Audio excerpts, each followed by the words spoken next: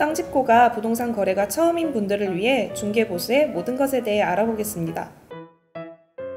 첫 번째, 소액 임차 거래는 직거래도 해볼 만하다.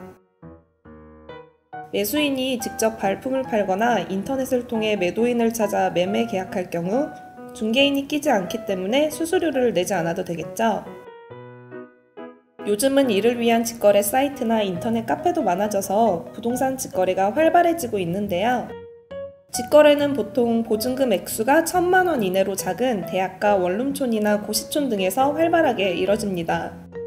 소액 보증금 임차인들은 그림과 같이 보증금 일정 금액을 최우선으로 보장받을 수 있으므로 굳이 공인중개사를 통해 거래하지 않아도 크게 실패할 위험이 거의 없기 때문입니다. 두 번째, 거래 대금이 크면 공인중개사를 통해 거래하자.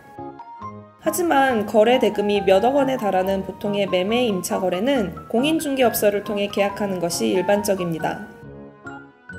경험이 많은 공인중개사가 거래 양방의 신분, 권리관계, 특약 등을 확인한 후 계약서를 작성해 주는 데다 공인중개사의 잘못으로 거래에서 사고가 발생할 경우 중개사 협회로부터 손해배상을 받을 수도 있어 직거래보다 훨씬 안전하게 거래할 수 있기 때문이죠.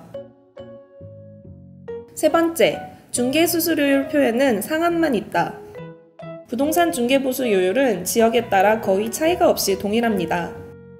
주의할 점은 위의 표는 중개료의 상한요율과 한도액을 정하고 있을 뿐이라는 것. 따라서 이보다 낮은 금액 내에서라면 중개인과 거래 당사자가 합의하는 금액을 내면 되는 것입니다.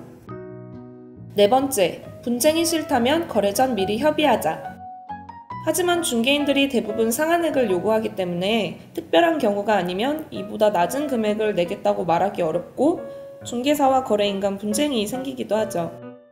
더구나 최고가 구간의 거래라면 액수가 워낙 커지기도 하므로 중개보수는 거래 전에 합의하는 것이 가장 바람직합니다. 최고가 구간에서는 0.5% 내외에서 합의하는 경우가 많습니다. 다섯 번째, 반전세 계약 중개보수 구하는 방법. 전월세 계약의 중개보수 금액 책정 방식도 매매 계약 때와 크게 다르지 않습니다. 전세는 전세금을 기준으로, 반전세나 월세는 보증금 더하기 월 임차료 곱하기 100을 기준으로 정해진 중개보수 상한요율을 곱해서 정합니다. 여섯 번째, 상한보다 더 줬다면 환불을 요구하고 현금 영수증이 필요하면 발급받자. 실수로 중개사에게 상한요율 이상을 지불했다면 영수증이나 입금 내역을 근거로 환불을 요구하세요. 또 중개보수도 소득공제가 가능하니 필요하다면 중개사에게 현금 영수증을 요청하면 됩니다.